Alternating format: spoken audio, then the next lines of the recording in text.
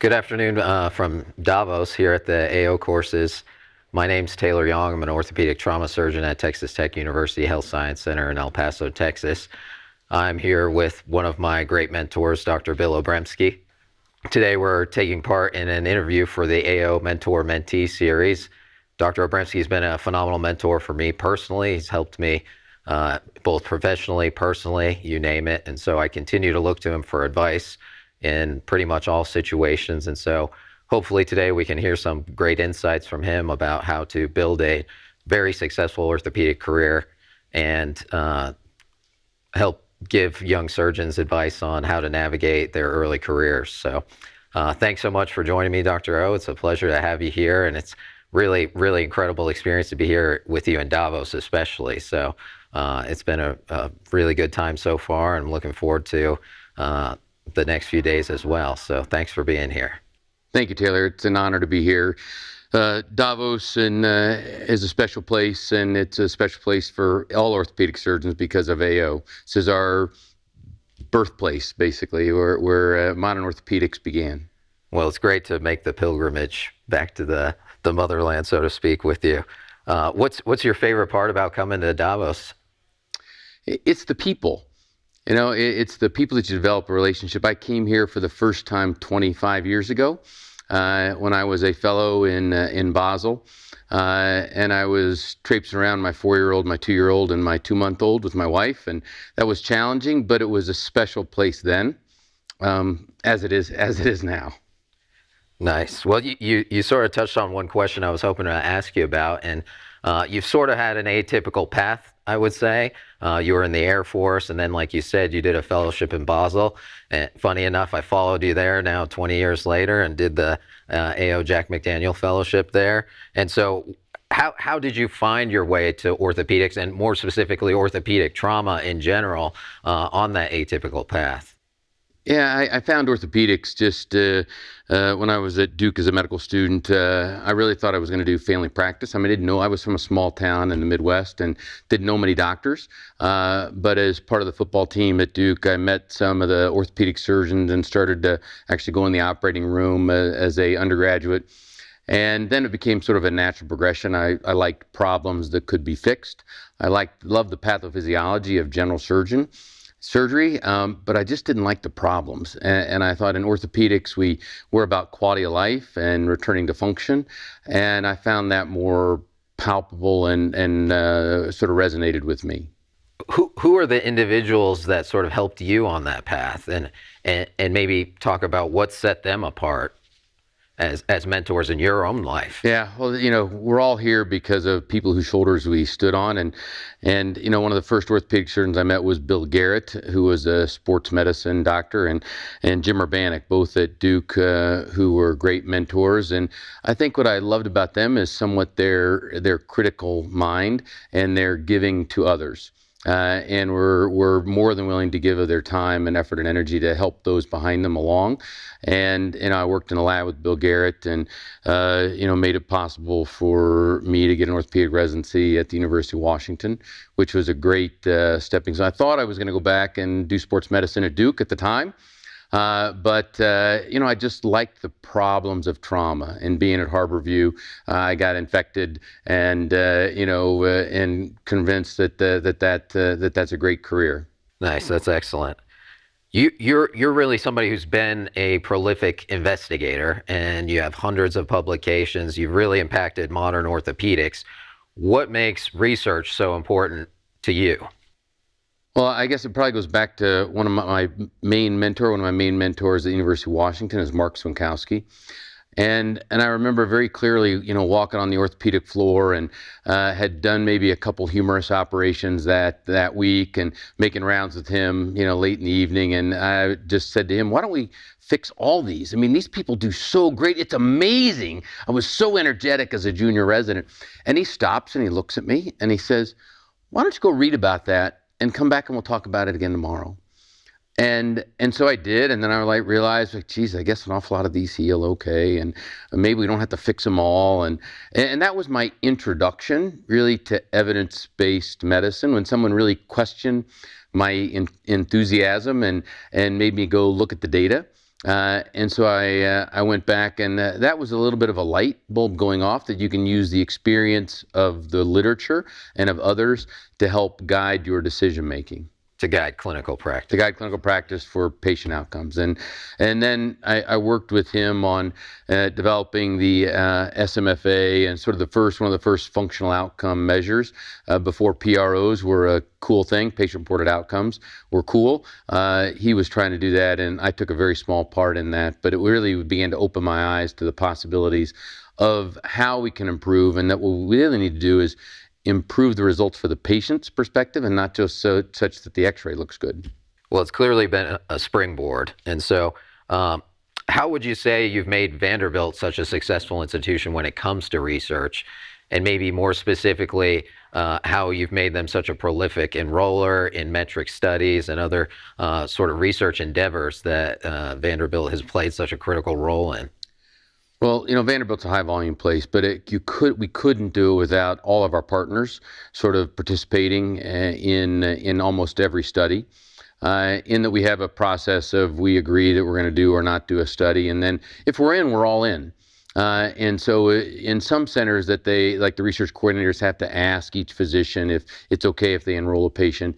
But at least the culture in our place is that if we're going to do it, that everybody can participate in it. And I think that's greatly helped our process. And then we've had really good help from tremendous, as I tell them, they're overworked, overmotivated, overeducated, and underpaid research assistants. Who we've had a great relationship with Rodrigo Pasante, who has sent us a number of physicians to spend a couple years with us before they either finish their training in the U.S. or they go back home and do training there. And I've had a fabulous research coordinator who helps me manage all those things and just makes it sort of run in the background of our clinical practice. Excellent. What advice would you offer to young investigators looking to have similar success? I think one, be curious about the things you are seeing. And it may be that you don't end up at a level 1 trauma center as your first job. I started out in a community hospital in Raleigh, North Carolina, and we saw a lot of ankle fractures. So I started writing about ankle fractures. And then we saw some tibia fractures, some treated operatively, some non-operatively. So I started writing about that. And I think so to use what you see to begin to be critical and curious and question what you're doing. One. Two, always try to get better at what you're doing. Even here, I feel like being around and being the AO and being around my colleagues, I feel like I'm gaining so much knowledge and still continue to hone your technical skill. And at a football coach, Bob Matheson, who was on the undefeated 72 Dolphins team, was a great mentor. And his thing was always get better. You're either getting better or you're getting worse in whether it's football, life, or orthopedics. And I've tried to live that throughout my career. You've gotten a lot of research funding and secured a lot of support for your research endeavors. How would you advise young investigators in their pursuit of grants, whether that be Department of Defense, NIH, or other entities? Because it can be a daunting process. And so what are some of the pieces of advice you might offer in that regard? It is a daunting process. And so start small. Start with, institutional grants or OTA grants or AO grants that are smaller funded, and make sure it's attainable. You don't have to shoot for the moon, a $10 million grant with 10,000 patients in a prospective randomized trial, but start with something small, I think is one piece of advice. Two is, I like to call it get on a moving train. Research is so much more fun when you do it with your friends. And then you don't have to carry the whole load. Some people, they might do the IRB and you just get accepted at your place. You don't have to write everything. And you can become within the METRIC consortium, the Major Extremity Trauma Research Consortium, who's enrolled, 13,000 patients or so in prospective research studies. There's at times a little bit of competitive nature of who's, enrolling. And I think that we are by nature a little competitive, but also collaborative. And when you get together and you talk about it, and it's group success, And the metric group was just recently awarded the Kappa Delta Award, which I think is phenomenal. I think just indicative of the type of collaboration that orthopedic trauma surgeons can do. I think we do a much better job of that than many other subspecialties of orthopedics. Excellent. Um, as far as all these endeavors, you're an excellent educator. You've trained so many fellows. You've done so many studies. How do you balance it all? What's the secret to keeping life balanced and being successful in both work and home and all those things? Yeah, life isn't always a balance. I think it's intermittently imbalanced, and that sometimes you're all in at work, other times you're all in at home, and sometimes you're in between. But the overall needs to have some balance. And when we're hiring young people, I used to like to tell them I want them to stay and stay married. If we've done those things on young surgeons, we've done a good job. And and then the other piece is just follow your heart, or what fits you. And not everybody's interested in everything. And so you got to find what you're really interested in, because most of research is drudgery. It's truly that 1% inspiration where you have the good idea. But then it's 99% drudgery of doing the research and typing and writing the grant and then acquiring the data. And then reporting the data, and then having to deal with reviewers who redline every other line that you do, to have the gumption and the energy to do that. So that's what I think. You have to be really passionate and love what you're doing, or really want to know the answer to the question, and also understand that question helps patients.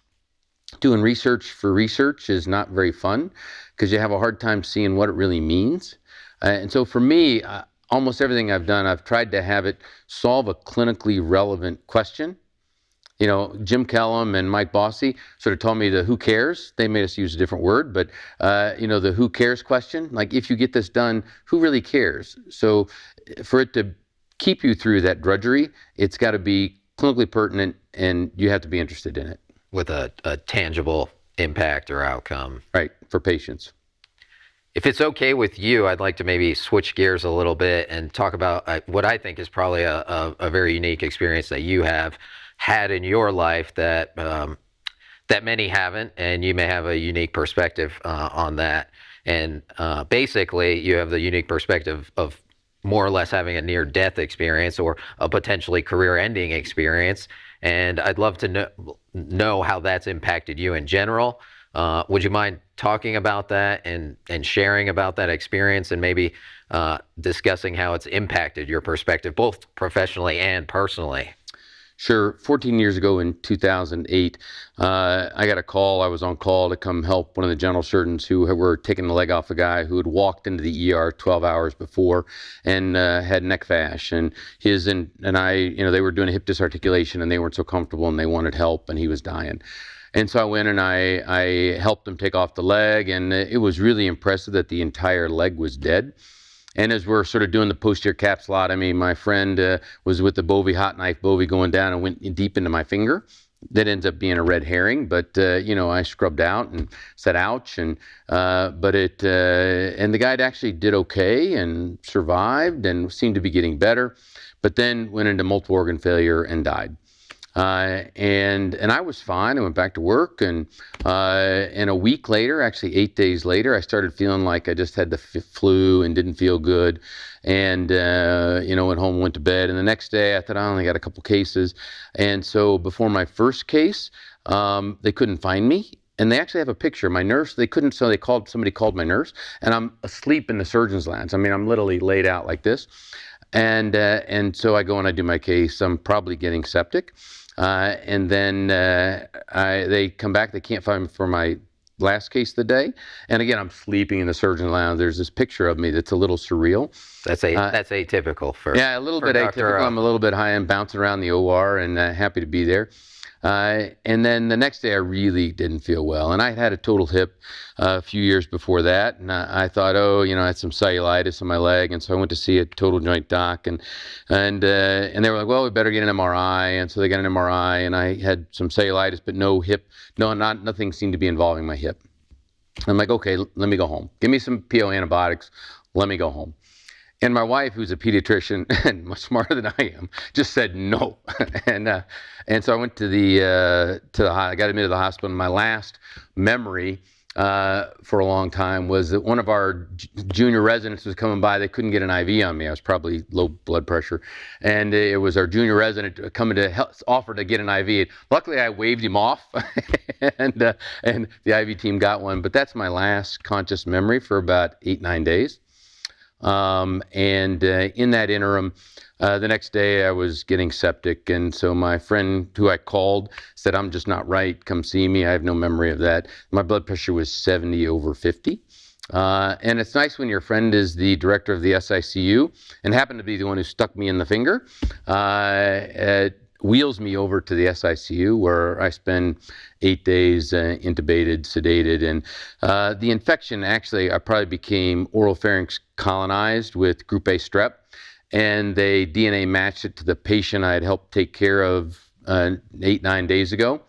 And so I probably was an asymptomatic carrier, and then some chronic athlete's feet with a wound in between my third and fourth web space, nose to toes, picking my nose, coughing into it, who knows. So I got into that fresh wound, and that's where it sort of took off. And I'm got some great scars from my toes to my groin. But luckily, my hip didn't get infected, didn't lose my leg like the guy did. But, I remember 8-9 days later, they said, spit real hard and we'll take this out. I felt like I was coming up from water, from underwater. And I was kind of delirious for a couple days, seeing things, and I couldn't feel my hand. And actually, on discharge, my partner Phil Krieger, say, "Oh, great, you're leaving." And I go, "My hand's numb." And he examined me. He says, "You have a median nerve palsy." And so I had a pretty dense median nerve palsy. It ends up I had been tied down real tight because, as it said, I was violent when light. So I was always fighting the restraints. I wasn't a very good patient, obviously. And I wasn't sure that, I had a wound vac and a PICC line and a big open sore on my inner groin and my foot with wound vacs that eventually healed in, and those healed, and my median nerve slowly recovered, took 6 months. And in that 6 months time, that's when Metric was coming to life. And I, typed, I'm a poor typist to begin with, but particularly with 3 fingers, it's even worse. And so I wrote some of those grants that were part of the first Metric grant. So again, trying to make lemonade out of lemons. And it eventually came back. And I give the institution a lot of, they made me do some psychologic testing, make sure my brain was okay, make sure my cases were okay over the time period. And I was impressed that there was that higher level of consideration. But I got a great story, some great scars, and no problems. People often ask me, how did that affect me as a doctor? My gift from my mom is I always connected well. So I'm not sure that was better. But it is a little bit fun to tell them I got better scars than they do. Or, when they say, how long is the swelling going to last? I can tell them at least 5 years. And so I think I think it helped somewhat so I could tell patients I've been there. And I think that helps them think I feel for them. And so I think that helped, and just realizing what an impact that is on their lives. And we've done a lot of work with that with Metric, and the incredible impact an injury or illness has on people, and the psychological importance of that, of coming back. And that I tell them, you're not sick, lame, or crazy, but, PTSD, depression, anxiety is really common. It's about 1/3 of our trauma patients have it. And I think I can say that with real emphasis, and some with, and if sometimes they've already Googled me and they know that. But it just imprinted on my own self that's as equal to get their brain as well as their body back together. And as you know, it's part of my checklist of things to ask patients about when they're in clinic, as well as about sleep disturbance. I mean, I slept terribly for about 3 months. And so I ask every patient about that as well. And we need to help some of them or get them to somebody who's licensed to take care of those other problems. So a long answer, and it's a long story with a good ending. And I, because of that, I've, you know, written a fair amount about necrotizing fasciitis, and because it's one of the rare things that orthopedic surgeons can save a life. We can stop bleeding. We can compartment syndrome, help with some of those things, but rarely do we make life saving decisions. But taking some of the operating room at the right time and not blowing it off is one of the critical things we can do. And so I hope some of what we've written has helped other young surgeons to recognize it, because not as many places see it as frequently as we do in the Mid-South. It's a bit of a heat map there. And so I hope that experience will maybe help some other surgeons save a life, as luckily, some partners helped save mine. Well, it's clear that adds in the sort of empathy you can feel for your patients. And having done clinic with you plenty of times, I know that nobody relates better to their patients. And so it's clearly made an impact in that regard. Would you say it's changed your perspective outside of your clinical practice as well? Like, how does it really impact your sort of view on life? Yeah, good question. And I'm sorry I didn't address that. It's a common, and I think it's made me be less anxious about things at work. And if the OR time's an hour and 15 instead of an hour, that's not such a big deal. Things that maybe I used to get a little wound up about that I couldn't control would bother me more, and I'd come home and I'd complain to my wife, and she would, listen to me, and I don't feel some of that angst anymore, and then I think it's taught me to take the time to stay connected to people.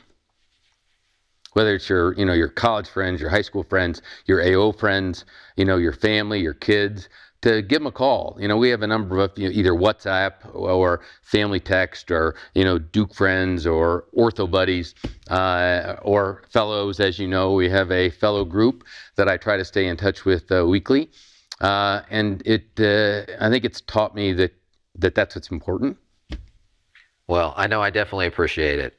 I consider you my proud dad when it comes to orthopedics, and so thank you for all that you've done in that regard. Would you offer any closing thoughts or any other advice to young surgeons? I think it's a privilege to do what we do. There are very few jobs where you get to make people's lives better. So I think with that, our responsibility is to keep getting better, and to ask critical questions, and to be curious about what you're doing and why you're doing it. I was a terrible why child. My parents and Dr. Swinkowski will verify, I was a terribly why resident, and hence why I don't mind so much when students or medical students or fellows, why are we doing that? I try to take a step back and try to explain to them and it's my job to explain that. So keep asking why, and keep getting better. Awesome. Well, thanks for taking the time to join me here in Davos. It's been an excellent experience so far, and I'm glad we could do this. I know it took some logistics. I want to thank everybody here in the studio and everybody at AO who helped us make this possible, because I know we weren't really sure how we were going to do this. So I'm glad it worked out as well as it did. And I'm so glad that we can add your perspective to sort of the AO Mentor Mentee series, because like I said, I think it's an incredibly valuable one, and a unique one for sure. So I think it's amazing that, AO brought me here 25 years ago.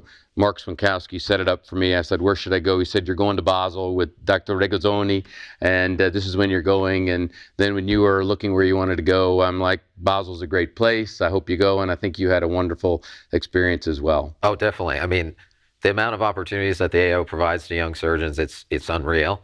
And I would just encourage young surgeons to take advantage of everything that the AO has to offer too, Awesome. Thank you so much. It's truly the best part of my job is to help and train and educate, and maybe give you some life advice as young star orthopedic surgeons. Absolutely. Well, thanks for joining us as part of this AO Mentor Mentee series from AO North America, and hopefully you learned some great pieces of advice about life and practice and all those things from a special person like Dr. Obremskey. So thank you.